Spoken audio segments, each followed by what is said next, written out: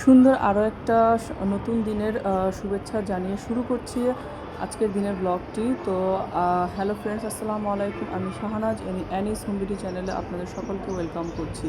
তো কে কোথায় আছেন, কেমন আছেন, অবশ্যই কমেন্ট করে জানাবেন। এদিকে আমরাও ভালো আছি। তো আজকে হচ্ছে ফ্রাইডে, যেহেতু ফ্রাইডে তো বাচ্চারা রোস্ট পোলাও অথবা বিরিয়ানি খাওয়ার আবদার করে। তো আগে থেকেই পরিকল্পনা করে রেখেছিলাম যে শুক্রবার কাচ্চি বিরিয়ানি রান্না করব। তো তার জন্য এরকম আমি একটু ভারী এবং একটু বড় সাইজের একটা পাতিল নিয়ে নিয়েছি। আর কুরবানির সময় যে খাসিটা কুরবানি দেওয়া হয়েছিল সেখান থেকে আমি প্রায় 2 কেজির মতো মাংস একটু বড় বড় করে কাট করে রেখে দিয়েছিলাম কাচ্চি বিরিয়ানি খাওয়ার জন্যই। তো এই তো আমি মাংসগুলোকে ভালো করে ধুয়ে তারপরে পানি ঝরিয়ে পাতিলে নিয়ে নিলাম। তো কাচ্চি বিরিয়ানির জন্য মাংসগুলোকে একটু বড় বড় সাইজ করে কেটে নিতে হয়। চাইলে আরেকটু বড় সাইজও করতে পারেন, তো আমি এই সাইজটাই নিয়েছি। তো এদিকে আমি কাচ্চি বিরিয়ানি রান্নার জন্য বাসমতি চালটা ইউজ করছি। তো আপনারা চাইলে পোলাওর চাল দিয়ে করতে পারেন। তো বাসমতি চালটাকে আমি এখন আধা ঘন্টার মতো পানিতে ভিজিয়ে রাখবো। তার জন্য এই তো পানি দিয়ে দিলাম। তো এখন এটা পানিতে ভিজতে থাক। আর ওদিকে আমি মশলার প্রিপারেশনটা করে নিচ্ছি। তো এখানে আরেকটা হাফ প্লেটে আমি গরম মশলাগুলো নিয়ে নিচ্ছি। এখানে প্রায় 10-12 পিস এলাচ, সবুজ এলাচ আছে, তারপর 2 পিস কালো এলাচ, 2 পিস স্টার এনিস, 2 পিস দারচিনি, তারপর 1 চা চামচ গোলমরিচের গুঁড়া, 1 চা চামচ লং নিয়েছি, তারপর হাফ চা চামচ কাবাব চিনি নিয়েছি। আর এদিকে কিছু আলু বড় বড় করে কেটে তারপর লবণ দিয়ে তারপর ফুড কালার দিয়ে মিশিয়ে একটু তেলের মধ্যে হালকা ভেজে নিয়েছি। আর বেরেস্তা তৈরি করে নিয়েছি। তো এগুলো মাংসের মধ্যে যাবে। তারপর এদিকে 4টা বড় বড় পেঁয়াজকে 2টা টমেটো দিয়ে ব্লেন্ড করে নিয়েছি। এখানে 3 টেবিল চামচ আদা বাটা আর 2 টেবিল চামচ রসুন বাটা নিয়েছি। এখানে এলাচ দারচিনি বেটে নিয়েছি, বাদাম বেটে নিয়েছি। আর এদিকে সরিষা বাটা আছে, এদিকে পেঁপের খোসা বাটা আছে। আর এদিকে সামান্য জায়ফল জয়ত্রী বেটে নিয়েছি।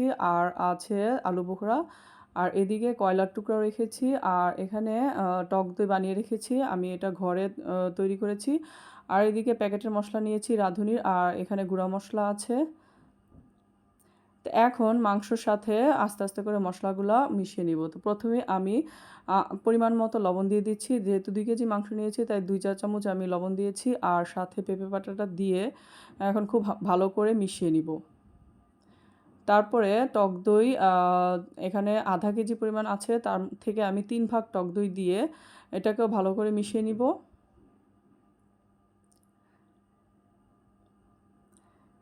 তারপর এখানে সরিষা বাটাটা দিয়ে দিলাম। তারপরে আদা আর রসুনের পেস্টটাও দিয়ে দিচ্ছি। তারপরে বাদাম বাটা, এলাচ দারচিনি বাটা এগুলোও দিয়ে দিচ্ছি। তারপরে জয়ফল আর জায়ত্রী বাটাটাও দিয়ে দিলাম। আর এখানে পেঁয়াজ বাটাটাও দিয়ে দিয়েছি। তারপরে পেঁয়াজ বেরেস্তাটাও দিয়ে দিলাম।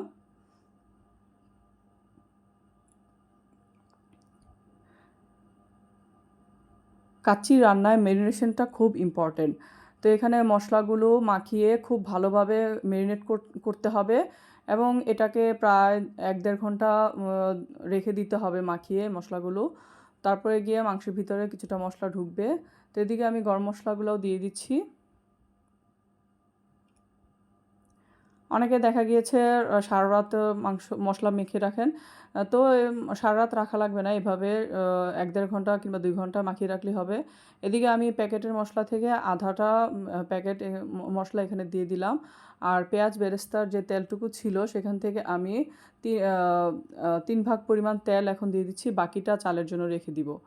তো এখন আমি কাঁচামরিচ দিয়ে দিলাম। তারপরে আলু বোখরাও দিয়ে দিলাম। আলু বোখরাটা এখানে খুব ইম্পর্টেন্ট। আলু বোখরা কিন্তু মাংসর সাথে দিলে তার টেস্টটা খুব ভালো আসে। তো এখন আমি এগুলোকে হাত দিয়ে খুব ভালো করে মিশিয়ে নিব।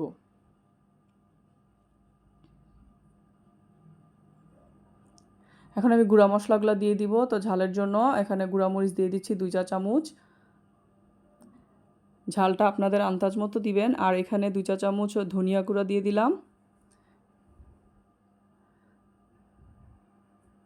তারপর 2 চা চামচ জিরার গুঁড়াও দিয়ে দিচ্ছি।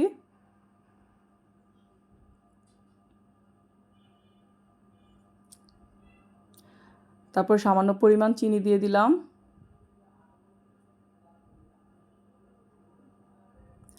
আর দিয়ে দিলাম সামান্য পরিমাণ কেওড়া জল। তো এগুলো সবই খাবারের টেস্ট বৃদ্ধি করে, তো এগুলো দিয়ে মাখিয়ে রাখলে মাংসের সাথে তো মাংসের ভিতরে খুব ভালোভাবে ঢুকে যাবে। তো এই জন্যই এগুলোকে দিয়ে আমি এখন খুব ভালোভাবে মাখিয়ে তারপরে রেখে দিব।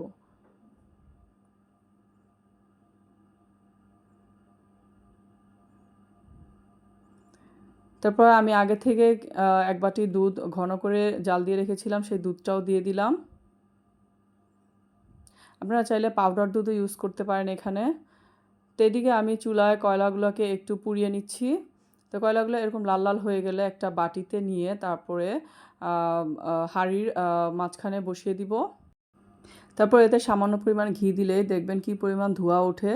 তো এই ধোঁয়াটাকে ঢাকনা দিয়ে ঢেকে দিলে তারপরে মাংসের সাথে মিশবে, তো এই জন্য ঢাকনা দিয়ে ঢেকে দিয়েছি। তো কিছুক্ষণ রেখে দিব।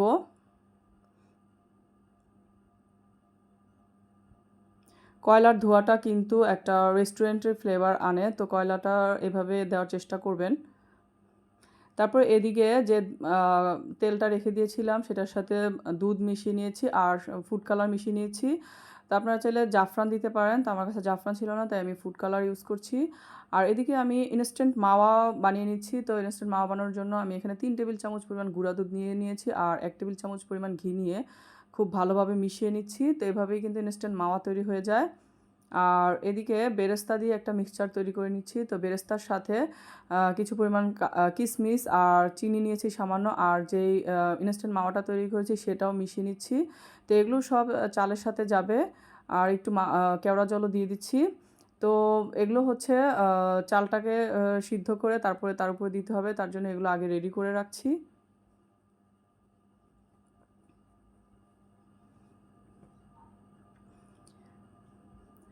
তারপরে চাল সিদ্ধ করার জন্যে পানিতে যে গরম মশলাগুলো দিতে হবে সেগুলো নিয়ে নিয়েছি। এখানে এলাচ, দারচিনি, তারপরে শাহি জিরা, তেজপাতা, কালো এলাচ আছে, স্টার অ্যানিস আছে। তা এদিকে চুলায় আমি বড় একটা পাতিলে পাতিল ভর্তি করে পানি নিয়ে নিয়েছি।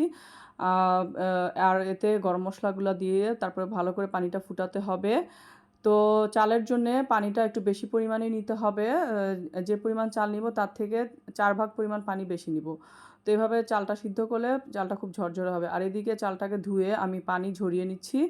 তারপরে এখন পানিতে লবণ দিয়ে দিব স্বাদ মতো।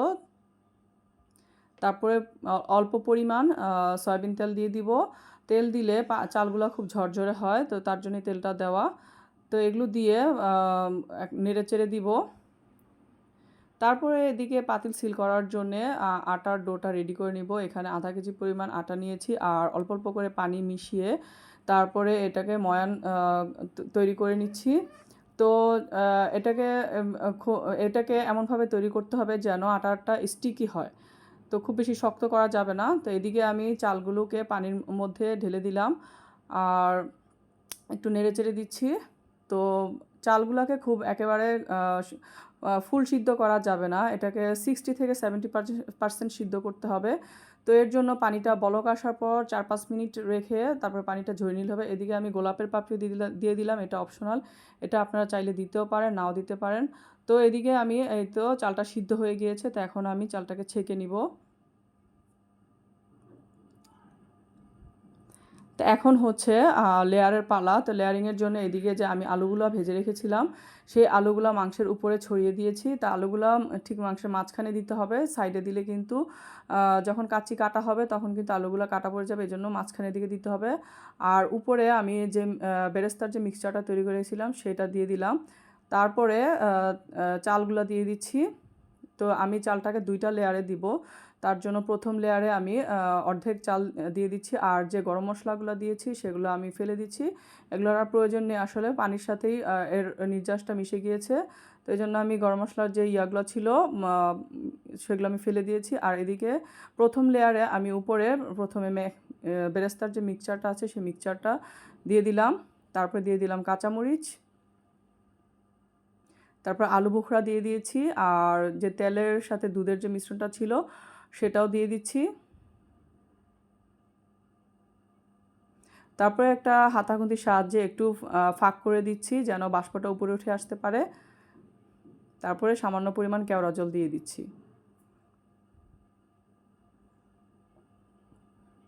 তারপরে ফাইনাল লেয়ারে তারপর চালগুলো দিয়ে তারপর বাকি যেই বেরেস্তার মিক্সচারটা আছে সবগুলো দিয়ে দিব, দিয়ে তারপর খুব ভালোভাবে চতুর্দিকে ছড়িয়ে দিব। আর এই আলু বোখরাও দিয়ে দিব, আর যে তেলটা ছিল সেটাও দিয়ে দিব, দিয়ে আবার হাতা খুন্তি দিয়ে আবার ফাঁক করে দিব।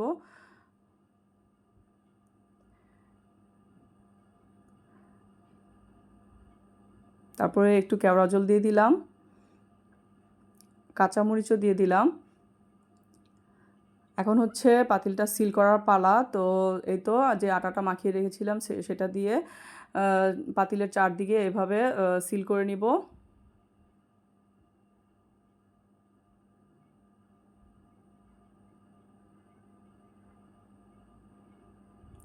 তারপর ঢাকনাটা দিয়ে পাতিলের সাথে খুব ভালোভাবে আটকে দিব। তারপরে এটা চুলায় বসিয়ে দিব। তারপর প্রথম 10 মিনিট ফুল আঁচে এটাকে রান্না করে নিব। তারপর লো হিটে তার 1 ঘন্টা চুলায় বসিয়ে রাখবো।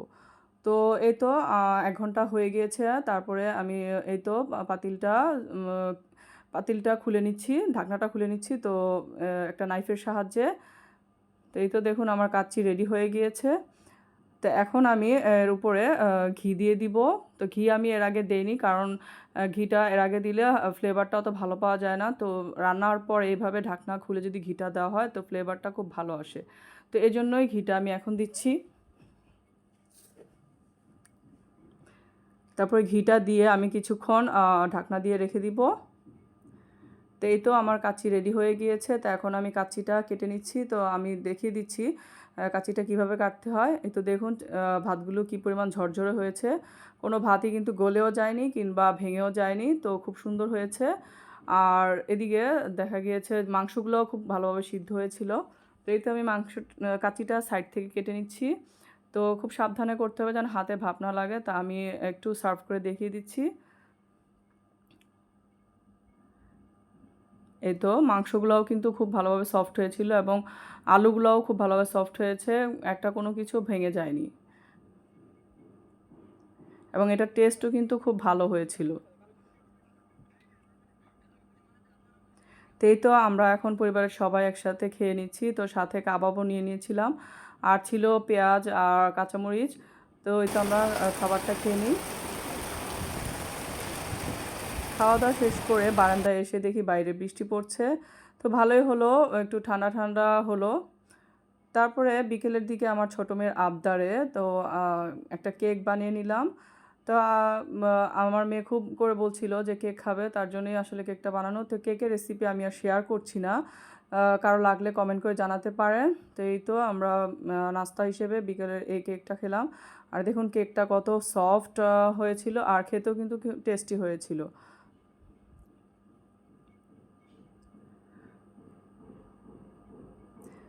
তো এই তো আজকের ভিডিওটি এ পর্যন্তই। তো ভিডিওটি কার কাছে কেমন লেগেছে অবশ্যই কমেন্ট করে জানাবেন, আর চ্যানেলটি কে অবশ্যই সাবস্ক্রাইব করে পাশে থাকবেন, যাতে করে পরবর্তী ভিডিও তৈরির উৎসাহ পাই।